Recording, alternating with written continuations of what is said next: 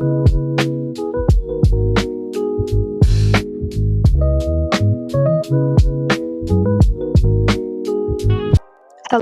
YouTube, and what's going on? It's your girl JaKelXO, and thank you for tuning back to my channel. But if you are new, definitely subscribe and hit that bell to be notified of any time that I upload and to join the Bell Nation.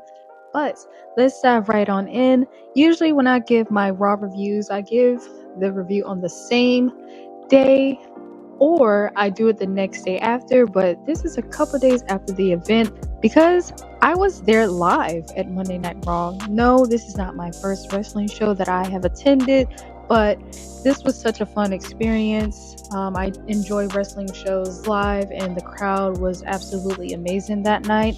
But this episode, there was a lot of great things that we have seen. I am not gonna lie, these stories are really cooking up on every wrestler that has these intense rivalries or building up to Crown Jewel. I absolutely enjoyed it. So I'm going to break down what I pointed out and give you my thoughts and opinions. So let's go ahead and dive right on in.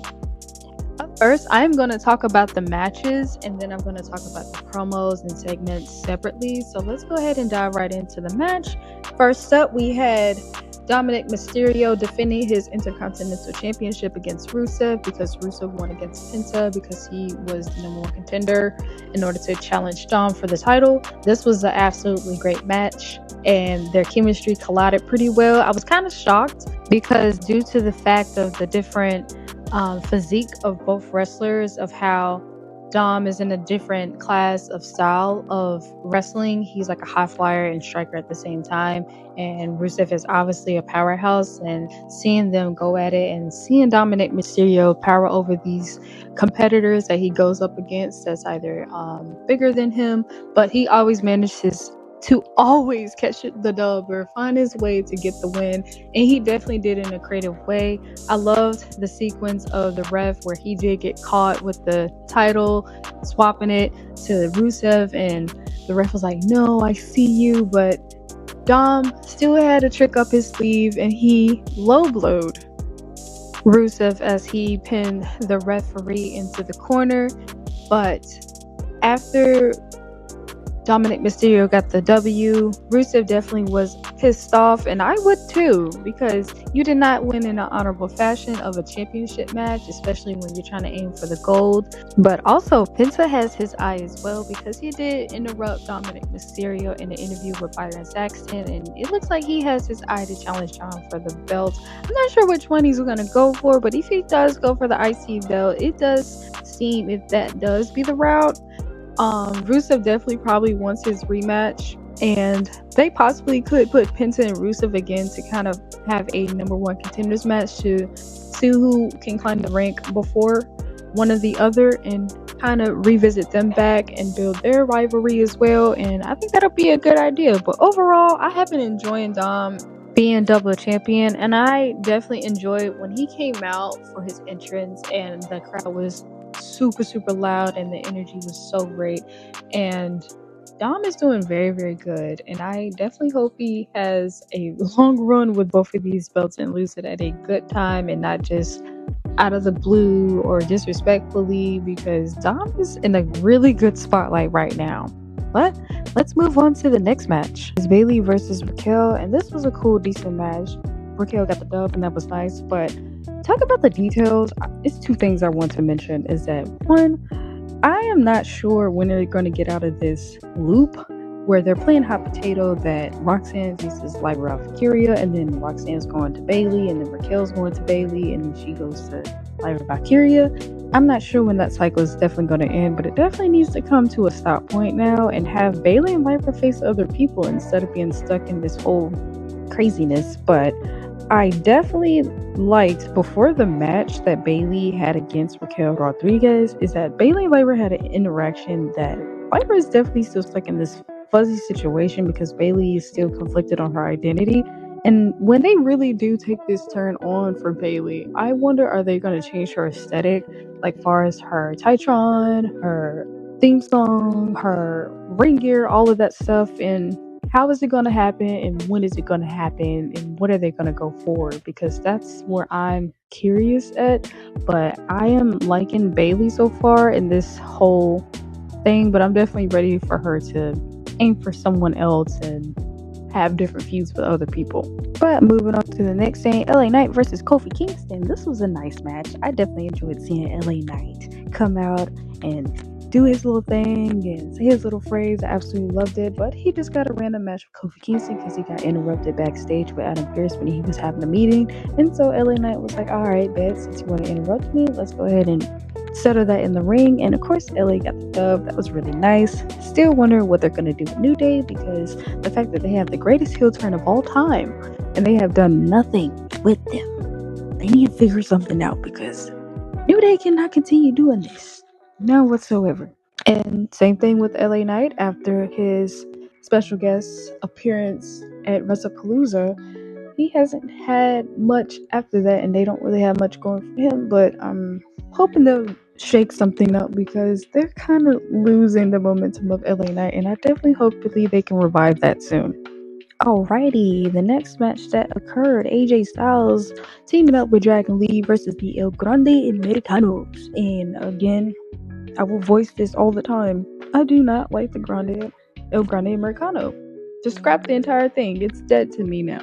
But I definitely enjoyed seeing AJ and Dragon Lee do their thing. They're actually a really good tag team together. But I definitely enjoyed the fact that AJ Styles gave a thank you to the fans of having his match officially at Crown Jewel, because that is a match I'm looking forward to, because the deep rooted history of John Cena and AJ is absolutely amazing. And I know they're going to put on a good match. Hopefully they don't do a whole finisher fest as what we've been seeing as of recent with John Cena's matches. Hopefully they put on something different. But if they don't, at least we get to see them battle it out. Now, before I talk about the main event, let's talk about some other in-between stuff that occurred. Maxine Dupree and Akira Tozawa was seen backstage walking, and they got interrupted by Becky Lynch, and she just randomly picked a fight with them. And that was hilarious, seeing Akira laugh in front of her face. But Maxine has a match with Becky next week. It's kind of cool seeing Alpha Academy, because there's a lot of other people I'm definitely missing, like Ivy Now, where's the Creed brothers, all these people. And they even said that Ilya Dragunov was coming back. But we haven't had any news after if he's, medically cleared, because he was out for injury for quite some time. And he's definitely a great competitor that can be very, very much set up in a good spot on Raw, because we definitely need some more competitors moved around a lot more. But moving on to the next thing, Tiffany Stratton and Stephanie Vaquer had a little interaction before their match at Crown Jewel. This is going to be definitely a really good 1v1. I definitely wish it was Jay, but Jay will get her time. It definitely is the moment to pull the trigger on her soon and not later, because we need her up next. Because after this match with Tiffany and Stephanie Vaquer, it's time for Tiffany to move on to new and better things, so that way she can elevate her career even more in the women's division, because she's been doing good, but her championship reign has definitely gone stale, and we need something to refreshen that up. But moving on to the next thing, Cody and Seth, their build up to Crown Jewel has been very enjoyable. I definitely liked what they've been talking about, and I really loved how Seth cut a promo talking about, hey, after this match, everything else that happened before does not matter, because we're moving into the future. He definitely gave a lot more extra layer and detail of what the Vision faction is all about, because in the beginning we seen what it was about, but having that emphasis to really give that extra reason, it definitely helped with this promo a lot. And it is kind of 50-50 on who can get this, but I definitely believe Seth should get this win, not only to help the faction, but it'll also progress this new character and this run of momentum that Seth is having right now. And I have been liking it a lot, and Seth's in a good position, and he's definitely carried very, very well as the World Heavyweight Champion. Right. Now, the last promo segment that I definitely want to talk about was the Kabuki Warriors, Asuka and Kairi and Io and Rhea. This is definitely my favorite story on Raw. I absolutely have been loving how this back and forth of this rivalry has been going on. Asuka is doing an amazing job as a heel. And like I said in my last video, the language barrier is not a deal breaker. We see this story and she's doing amazing. Had a great promo package. We had subtitles to those who don't know the language of Japanese, and we were able to see. And this story has been doing well. And Kyra's still in a sticky situation. And I thought to myself, the tough position that Kyrie is in, what if she turns on Asuka because she's now fed up with the antics that she's been doing? But hey, that's just a theory. I'm not saying, trying to predict anything, but that's just a little fantasy scenario I was thinking about. But they have their match at Crown Jewel. It's been official. Asuka and Kyrie versus Io and Rhea. I'm not sure who's going to win this because it can go either way, but I definitely hope Kabuki Warriors get this. It would definitely help gain the momentum of the heel work that Asuka has been doing, and I definitely believe it'll gain more intensity for the rivalry. But hey, let's now move on to the main event. The match with the Bronze versus the Usos was absolutely an amazing match, but being there live and being able to yeet along with the crowd, and that was absolutely amazing. It was so fun. I definitely love that part the most. But the match was cool. We seen them battle it out with one another, and it was absolutely amazing. But then, as I was sitting there in my seat watching the match go on, I thought to myself, I was like, what if Roman Reigns returns? And then, Lord and behold, that man returned, that music dropped, and the crowd jumped out of their seats.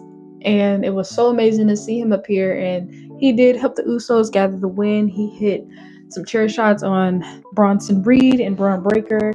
And as the match ended, we did see a little interaction with Roman kind of getting into Jay's head. Of course, since I was there live, I didn't hear what they said, so I had to go back on YouTube to watch the clip of what Roman was saying to Jay, and I was like, uh-oh, this is not good. Jay is definitely in full effect of listening to Roman's advice and words, and Jimmy looked alongside hearing the conversation, and he did not look happy none whatsoever. But this right here is a moment where Jimmy did not want to happen. Like 2-3 years ago, there was a promo that Jimmy expressed to Jay, like, hey, I don't want you to turn into Roman, and it's kind of coming to light now. But this has been a good story too of Jay and this new characteristic about himself. So I'm definitely ready to see how this story is going to unfold and how Jay will be in full effect of this new characteristic that he's been expressing. But that is all for Raw in this recap that I wanted to share my thoughts and opinions on. So I definitely want to hear your thoughts of what you think about this Raw episode that happened this past Monday. So definitely let me know at the comment box below, and I will link all my socials in the description box below as well too. I'm mainly active on my Instagram page, so definitely follow me there to keep updated of any time that I upload, because I do give alerts on anything that I drop on my channel. But I hope you have a wonderful day, and God bless you, and peace.